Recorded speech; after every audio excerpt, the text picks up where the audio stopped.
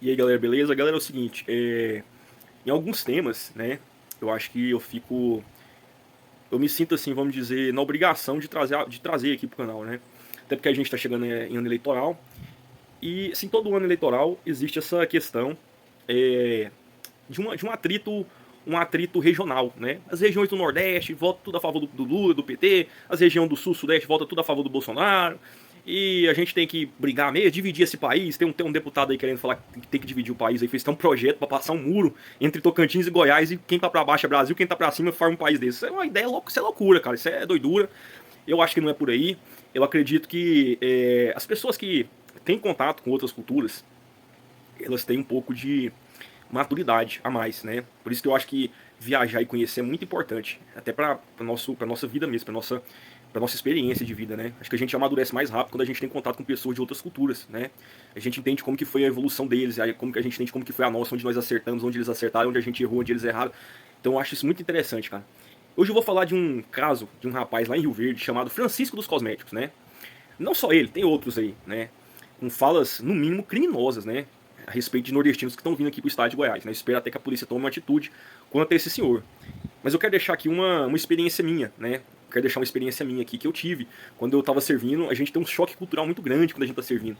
Diferente do exército, os fuzileiros navais, mais especificamente os fuzileiros navais, a marinha, não tem assim tanta questão regional, vamos dizer assim, não tem tanta, como é que eu posso dizer, não tem tanta regionalidade, né? Ou seja, você não é alistamento obrigatório de um lugar específico. Aqui você vai fazer o alistamento obrigatório aqui dentro dessa base, dessa região. Se você mora fora de sede, você pode sair, porque dentro da sede não compete, você não precisa servir, você está dispensado do serviço. Diferente disso, os Fuzileiros Navais é uma tropa que ela é voluntária, ela é a única tropa voluntária do Brasil. Você passa por um concurso público, passa por testes físicos, passa por exame psicológico, exame psiquiátrico, passa por um curso de formação, diversas. Assim, você vai porque você quer e você tem a sua vontade de ir, né? Foi o meu caso, né? Eu queria ir, fui porque eu quis, fiquei 5 anos, né?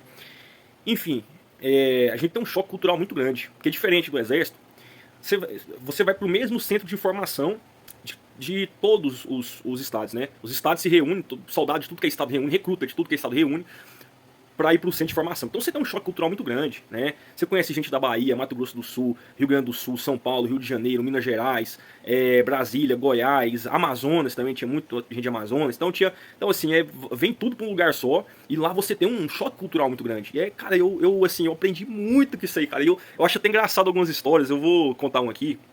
Tinha um baiano, chamava Robson, né? Baiano daqueles da gema mesmo, assim. Eu gostava de ouvir os baianos falar. Às vezes eu ficava puxando conversa porque eu gostava de ouvir pra me tentar entender o que eles estavam falando. Porque aqueles que é bem raiz, eles têm um jeito de falar que é igual goiano. Goiano, o pessoal pegava muito no meu pé, falava assim, essa língua presa aí, arranca ela e tal, e esse negócio de trem. Ô, tão roubando os trem do povo aí. Eu falei, tá roubando trem? Por que tá roubando aqui? Eu falei, roubaram já 2 quilos de ferro, já roubaram um vagão de trem. Aí eu entendi que os caras estavam pegando no meu pé, porque eu falava isso, né? Falava trem, falava uai. Então os caras pegam mesmo. E é normal, cara, é brincadeira mesmo. E o que acontece? Eu lembro desse baiano, uma vez a gente tava, acho que na primeira semana, ou na segunda semana, e ele tava de recruta de dia, né? Que é como se fosse o xerife, né? Mas ele cuida da parte noturna do alojamento, da parte de serviço. Aí ele foi chamado no PC, que é o posto de comando. O sargento passou umas recomendações noturnas pra ele, né? Falou assim, Robson, vem cá, Robson. Falou, ô sargento, bem, o sargento falou pra ele, olha, quem tiver hoje passando mal, tiver com insolação, tiver com alguma ferida, um dedo quebrado, eu mesmo quebrei esse dedo aqui no recrutamento, ele é até um pouco diferente desse outro aqui, até hoje ele não deu pra me engessar, porque se eu engessasse ele, eu ia perder o curso, então eu fiz ele com o dedo quebrado mesmo, só com a pontinha do dedo aqui. Foi um pouquinho difícil, mas quem tem vontade passa por qualquer situação. E aí, quem tiver pegado aí, tiver agarrado aí, tiver ruim aí de saúde aí, vai lá, vem aqui no PC, chama o recruta da saúde, que é o Augusto, o recruta 11 fulano Augusto lá, acho que era 1152, não lembro. Leva lá na enfermaria lá, que tem um enfermeiro de serviço lá, vai dar uma analisada e amanhã de manhã vai fazer uma relação para poder passar para a doutora, para ela começar os atendimentos. Quem tiver machucado hoje, amanhã vai para lá de manhãzinha aí, depois volta, toma um café e pau de novo. Vamos aí, até o final do curso, vambora.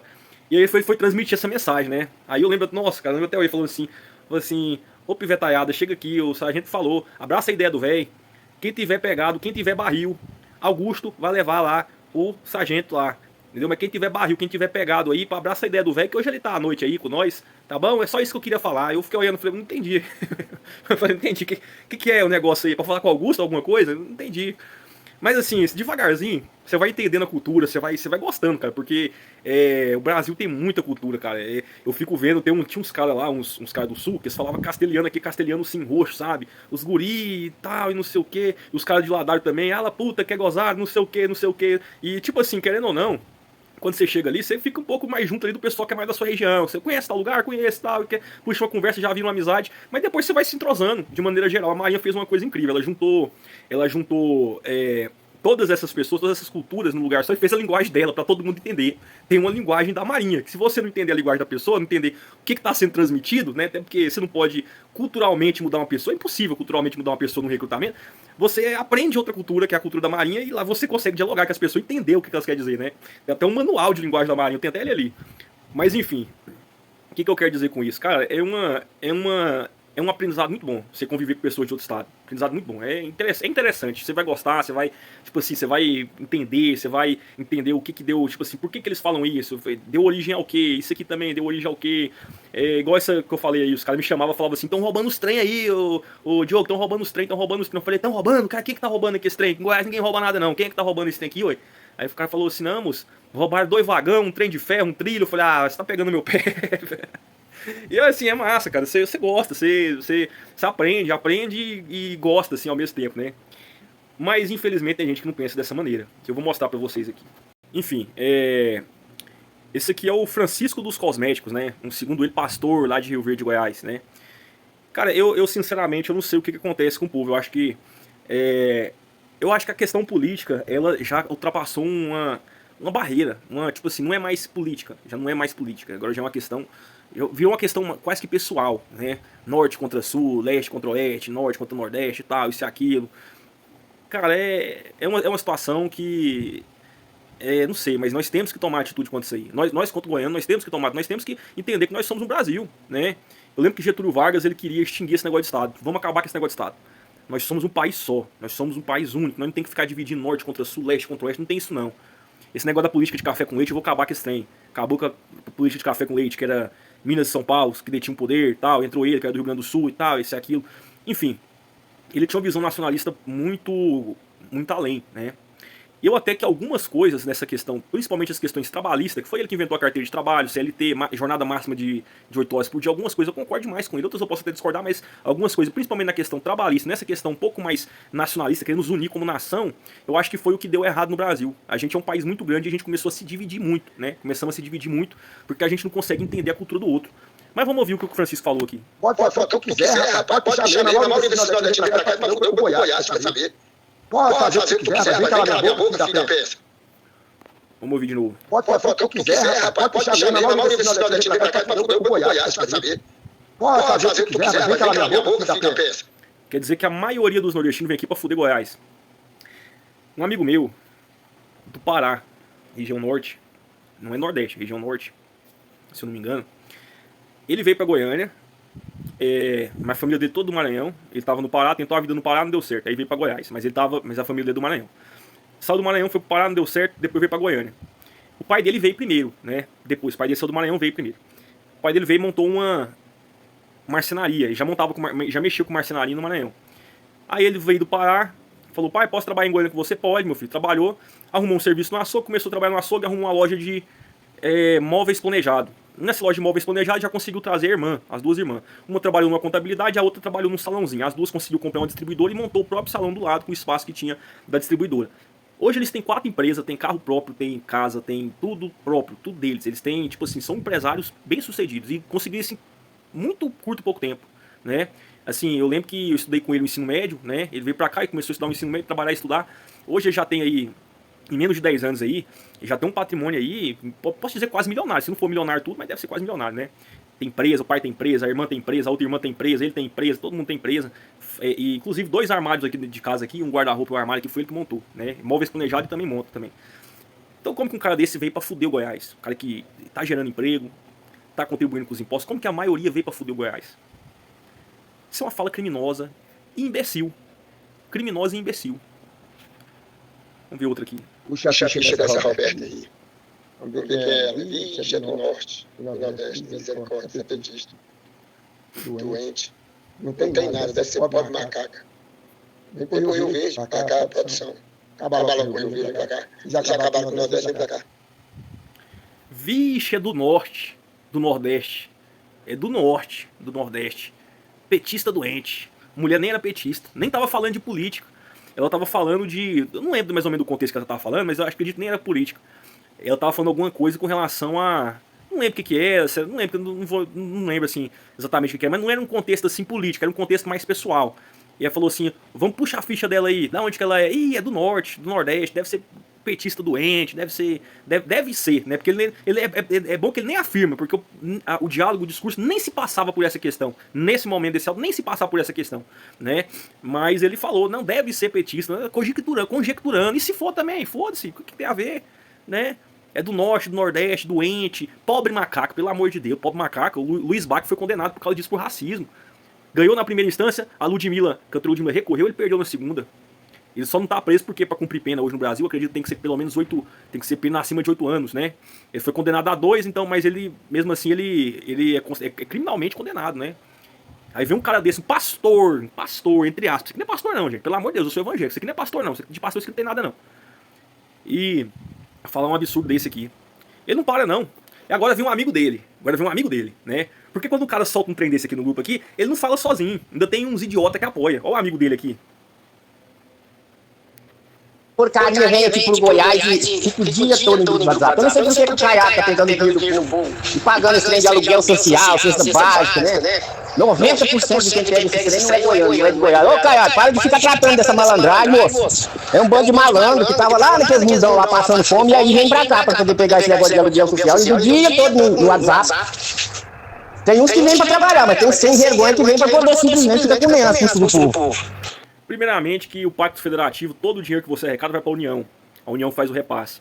Segundo, no Nordeste existe um problema geográfico. pH do solo ácido, impossível de plantar, impacta diretamente a agricultura e a agropecuária deles, que diretamente impacta a indústria, que não recebe a matéria-prima que vem do agro, da agropecuária, da agricultura, não recebe a matéria-prima, que indiretamente afeta o comércio e a logística para chegar no consumidor final. E nessas 4 situações impacta diretamente o emprego. Como que eu vou prosperar num deserto? Só se eu for um sheik que achar petróleo, cavar e achar petróleo, só se for, né? Só se for, porque um lugar que você não consegue plantar, um lugar que você não consegue colher, um lugar que você não consegue criar um gado, um porco, uma galinha, não consegue criar em grande quantidade para você ser um empresário desse ramo, um lugar que a terra não prospera, como que eu vou fazer uma indústria num lugar desse para prosperar, uma indústria que seja nesse sentido, para prosperar essa indústria? Não tem como, porque eu não vou receber matéria-prima. Automaticamente o produto fica escasso, porque a indústria não vai produzir nada ou vai produzir pouco, e no comércio vai chegar pouco, vai chegar pouco produto e vai chegar caro, né? E automaticamente não vai ter logística, caminhão, transporte, qualquer coisa que seja. O cara tem que ser idiota para não entender isso aí. Felizmente o Nordeste é um lugar que é difícil acesso, um clima árido, a gente tem que ter solidariedade, né? Nem tudo é política, né? As políticas erraram lá, erraram, muitas erraram sim, muitas erraram lá, principalmente pelo fato de não ter feito projetos a longo prazo, né? A transposição do Rio São Francisco não era para ter sido feita no governo Lula, não. Era para ter sido feita no governo, no primeiro governo da República Nova. Era para ter sido feita lá em Itamar Franco. Itamar Franco tinha que ter vergonha na cara e ter começado a fazer ela. Depois ter... Não, eu vou dizer antes. Os militares que ficaram no poder tinham que ter feito ela. Naquela época, o Brasil passou por um período bom naquela época lá. Economicamente falando, né? Em outras questões eu não vou falar não. Porque também outras questões aí, né? Mas economicamente eles tinham condição de fazer essa transposição muito antes. Tinha condição sim. Depois veio a República Nova, né? Itamar Franco, Fernando Henrique, Fernando Collor e outros aí. Que tinha que ter feito isso aí também. Isso aí não é exclusivo de um não. Aí o Lula começou a fazer. Demorou. Bolsonaro concluiu. Mas é o seguinte. Era pra ter sido feito isso aí muito antes. Nós perdemos anos de desenvolvimento no Nordeste por causa disso aí. De políticas preguiçosas, né? Vamos dizer assim. Aí vem um idiota desse falar uma coisa dessa. Isso aqui é criminoso. E continua, né? Cadê que continua? Continua. Não, olha aí, Nordeste aí, ó. Esse vídeo pra baixo aí, ó. Não é distância não. Vocês devem ter vergonha na cara e prestar atenção às coisas. Se vocês são da esquerda, respeita a direita. E nós respeitamos a esquerda. Nós estamos falando o que está acontecendo. E não vem distorcer não, filho do Lula. Acredito também, não é por ele ser de direita, né, não é por ele ser de direita, ou ser de esquerda, ou ser de qualquer coisa lá que ele vai desrespeitar, não. Acredito muito bem que realmente ele tá certo nisso aí. O que não pode ser falado é isso aqui, ó. Pois é, cara, mas esses caras que não tem ideia, que vem de fora de Goiás, de vez em quando a gente falar, e passa na televisão aí, que tem alguns aí boiando nos rios por aí, né? Esse é o problema, né? Então quem vem de fora para Goiás, venha com boia, né? Venha com uma boia bem grande assim, ó, porque senão você vai boiar no rio. Não sei. Assim, o cara falar que isso aqui não é uma ameaça, porque é lógico, né? No jargão popular, boiar no rio, amanhecer boiando no rio, amanhecer com a boca cheia de formiga, cancelar CPF, ditados populares aí que significa matar, significa morrer, significa matar, né?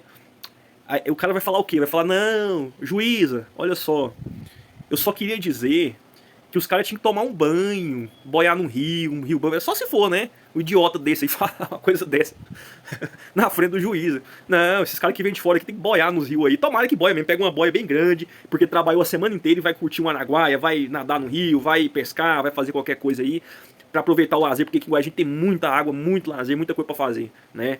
E tomara que seja nesse sentido aí, mas lógico que não foi, isso aí foi uma ameaça clara aí, falando que quem vem de fora, infelizmente tem esses grupos em Goiás, tem esses grupos que fazem essas coisas em Goiás, infelizmente, e tem essas pessoas aí que dá apoio aí, que xinga e tudo e tal, isso e aquilo, mas eu quero dizer pra vocês que nós temos que participar dessa luta aí, nós temos que bater de frente com esses caras aí, não tem como a gente negar isso aí não.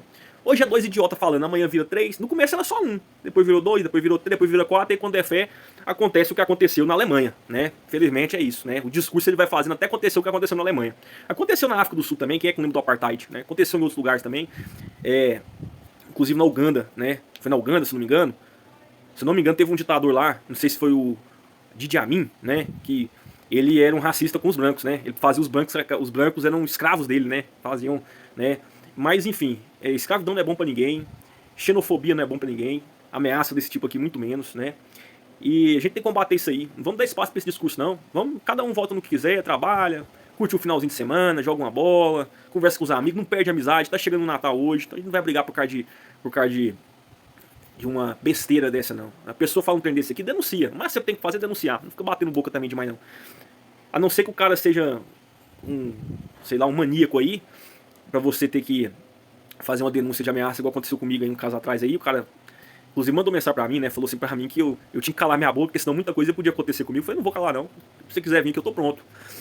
Viver é lucro, e morrer é Cristo, né, então quem acredita nisso não tem que ficar com medo de nada não, viver uma vida boa, seguir os caminhos certos, e é isso aí galera, do mais, Feliz Natal, hoje é dia 24 de dezembro, que você tenha um próspero ano novo, um próximo Natal, e ano que vem nós estamos juntos na nossa luta, valeu, beleza, e é nóis.